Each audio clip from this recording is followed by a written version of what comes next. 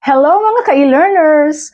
Have you ever wondered kung paano ang ibang restaurants ay na-achieve pa rin nila ang kanilang target revenue at ang kanilang target profit, despite the fact na hindi naman nila na-achieve ang kanilang target number of diners?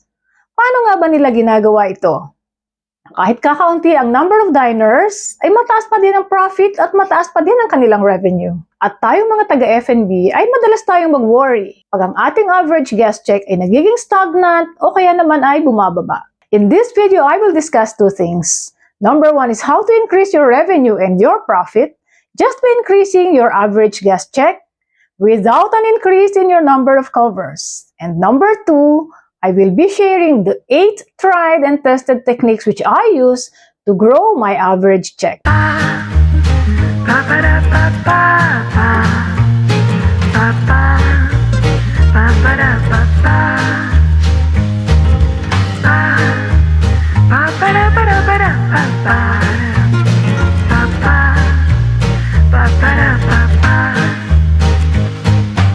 Magandang araw mga ka-e-learners! Ako si Miss E, ang inyong F&B specialist. I talk about food and beverage management. This channel is dedicated to all the hotel and restaurant management students, restaurant owners, food and beverage employees in the hospitality industry. Make sure you like, share, and subscribe so I can make more videos like these. My topics are based on my first-hand experiences in hotels, resorts, casinos, membership clubs, beach club, golf, and country club. Batay sa sarili kong karanasan bilang corporate F&B executive, F&B director, trainer, mentor, consultant, and pre-opening expert. I develop policies and procedures for F&B operations, food safety and hygiene, F&B sustainability, F&B cost control, and pre-opening templates and guidelines. I create tailored workshops and training solutions with coaching and mentoring. I want you to be empowered at magkaroon ng kaalaman sa pasikot-sikot sa food and beverage management. If that sounds good to you, then please give me a big thumbs up and let's go! From my experience, it is very crucial to monitor the average guest check per meal period. Daily, weekly, monthly, and year over year. Kasi dito mo makikita ang performance ng average guest check at dapat mo siyang i-manage or i-increase kung ito ay bumababa. If you are having challenges in hitting your average guest check, let me share my experience on how did I grow my average guest check. Before jumping in, please don't forget to like, subscribe, and hit the notification bell so you will be updated every time I release a new video. What is average guest check? This is the average spend of customers during a single visit to your restaurant. Ito yung kanyang spending power, and this is a very important metric for your budget preparation. The formula to calculate your average check is the total number of sales divided by the total number of diners during a meal period or a set time frame. So now let's go to our example. For Pepper Cafe for the month of November 2024, makikita natin yung breakdown ng average check per meal period. The average check for breakfast is 375 pesos. This is revenue divided by the number of covers. The revenue for breakfast is 337,500 pesos divided by 900 covers. So the average check for breakfast is 375. For your AM snacks, it's 200 pesos, PM snacks 250, lunch 475, and the average check for dinner is 550 pesos. So, yan yung spending power ng diners mo for the month of November. And the question is, nahit mo ba yung target revenue mo? Kung hindi mo ma-achieve ang iyong target covers, there is a risk that you may not achieve your budget in terms of revenue. The best solution pag hindi mo na-achieve ang iyong target number of covers is to increase your average check for you to hit your target revenue. So, let us see the problem. As you can see, my negative variances ang actual versus the budget in terms of covers, and of course, it affected your target revenue. Sa lahat ng meal periods, you did not achieve your target covers. For breakfast, your actual covers is 900 and the target covers is 980. For AM snacks, it's 150 covers while the target is 200. For PM snacks, 690 actual and the target is 750. For lunch, 1,050 is the actual and the target covers is 1,150. For your dinner, it's 1,560 and the target is 1,660. So, total covers where actual is 4,350 while the target is 4,740 covers. You fell short of 390 covers for the month. Kaya ang actual revenue mo ay may negative variance na 156,780 pesos. Kasi ang actual is 1,896,750 while the budget is 2,053,530. So ano ang dapat mong gawin for the month of December para makahabol ka sa iyong year-to-date numbers at hindi maulit ang nangyari ng November?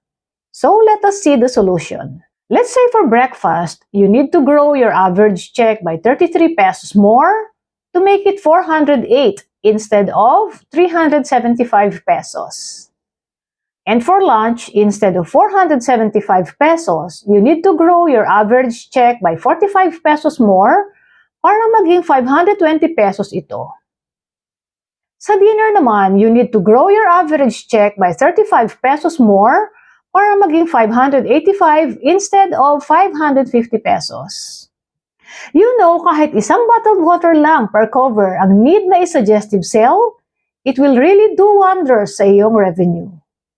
So with the same actual covers na 4,350, at hindi mo naman na-hit ang target covers mo na 4,740, ay na-achieve mo naman ang target revenue mo because you have increased your average check. Pag hindi mo na-achieve ang target covers, dapat kang bumawi sa average check. So Miss E, what do you suggest that we do para patasin ang aming average guest check? So I am sharing these 8 tried and tested easy tips for you to grow your average guest check. Number 1, train your servers to upsell and cross-sell. Ang cross-selling at upselling ay ginagawa during the order-taking procedures pa lang. So you have to emphasize this during your sequence of service. You need intensive hands-on staff training to master cross-selling and upselling. Hindi to pwedeng makuha overnight. You may reinforce this during your daily service briefing and never forget to conduct the daily staff briefing at the start of every shift. Make sure that all your service staff are aware kung ano ang puzzles at ang stars na kanilang pwedeng i-upsell, i-cross-sell at i-suggestive sell because these are the items with high profitability based on your menu engineering. So be very specific kung ano yung mga items na dapat nilang i-suggestive sell. Ano ba ang difference between cross-selling and upselling? Sa upselling, you convince and offer your guests to upgrade into a more premium item na syempre pricier than their initial food and beverage orders.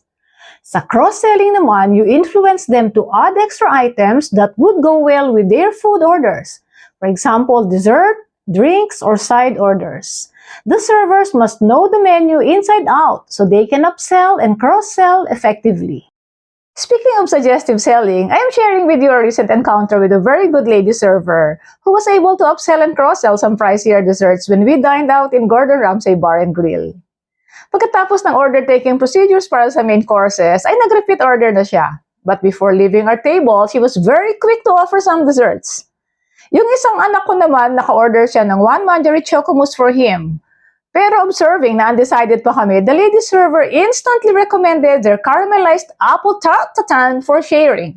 Kasi perfect daw ito for 5 people. And according to her, it will go well with our beef Wellington. So na-convince niya naman kami and we said yes. And we did not turn it down. So he ended up ordering the 2 desserts. And that was a perfect example of upselling and cross-selling. Now we go to number 2. Consistently conduct your menu engineering. Sa menu engineering, doon mo makikita ang profitability at popularity ng mga menu items mo. At dito mo rin makikita which items do you need to suggest because of their high profitability. And you have to make sure that all the staff members are aware of this. They have to know which are the stars and the puzzles because they are the ones selling. And this is a very critical tool for you to learn how to increase your average check. Please check my video on how to conduct your menu engineering and how to increase your profit margin. And now let's move on to number 3. Offer meals in bundles. Ito yung mga bundles like family meals, boodle fights, 3-course meals, set meals, daily chefs, specials. Kasi yung final check value nito ay mas magiging mataas ang average check as compared kung o-order sila ng paisa-isa lang sa menu item. You know, for the daily chef special, you may price it higher than the regular menu. Kasi high ang chances na ma-order ito. Kasi they know that it is being offered on a limited time only at hindi siya kasali sa regular menu mo. And number 4, use affirmatory language during the order-taking procedure. You have to entice your customers to order more nang hindi ka naman nagiging pushy. I'll show you some examples which you may use and must avoid.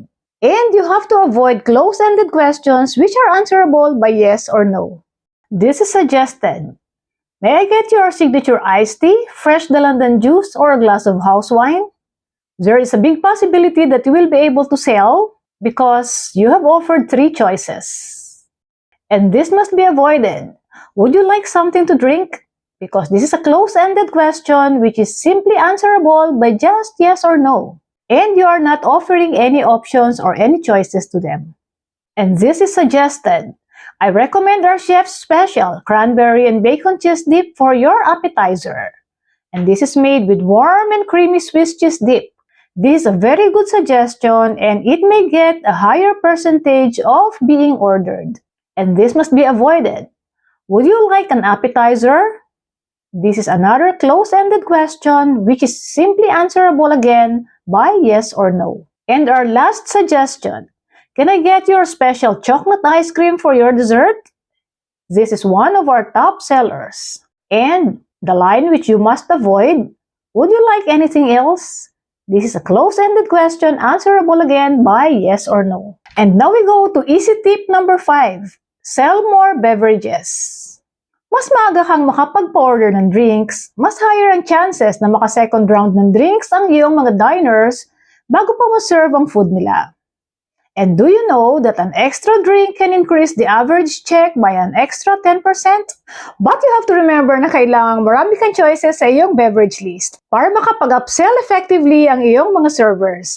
Kasi kung kukonti lang ang choices, mahirap at wala silang opportunity to do suggestive selling.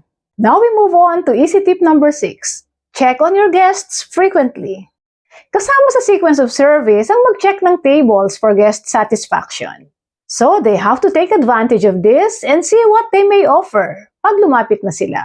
And they may suggest without being pushy. They may try to offer additional drinks, rice, side orders, desserts. Kung minsan kasi nalilimutan na nila at nalalapitan na lang during the billing out procedure. Aminin natin na most of the time, tinatapos na ni servers ang sequence of service right after serving the first orders of food and drinks. Moving on to easy tip number 7. Incentivize your upseller champions. You may offer monthly or quarterly incentives in kind or in the form of a little cash para naman mabigyan ng reward yung mga servers mo who have sold the most star items with the highest average check. So in this case, all your servers will compete with each other in increasing the average check. And lastly, easy tip number 8. Include more modifiers in your menu and your POS. Examples are side dishes and extras, like toppings, cheese, side salads, and salad add-ons.